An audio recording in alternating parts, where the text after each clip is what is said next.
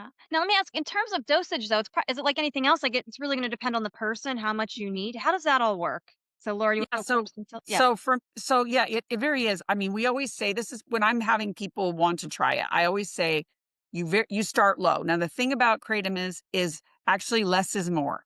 So what you want to do is you want to continually take the lowest amount that you can possibly take that will give you the effect that you need, which in my case is pain relief.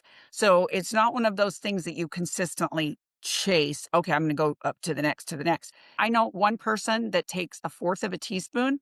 That's all they need because their Mhm. system does that. Another person could say, I really need to take at least a teaspoon, and that, which is about 2.5 grams, or it doesn't do anything. Some people, like, for instance, some people say, I take my dose morning, noon, and night.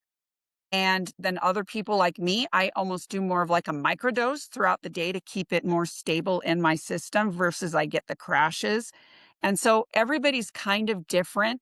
The one thing I will say is there is a mechanism, and I know Heidi's really good at explaining this, that it has a natural ceiling that if you take too much, you will vomit. Your system kind of has this ceiling effect where you can feel a little, they actually call it the wobbles. Not that it's a weird, you feel a little like, woo, and then you'll throw up.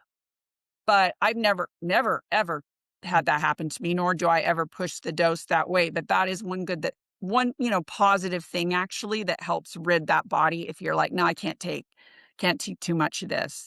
So I'm sure you guys can talk about how you guys take it and some other things you've heard. Heidi, why don't you speak to that first, and then Melody will have. Okay. Well, of course, I always encourage people to use the minimal dose, minimal duration. So if you don't need it, don't Yep. take it. And that's kind of where I'm at now, because I'm kind of in a good pain place. So I'm not needing it right now.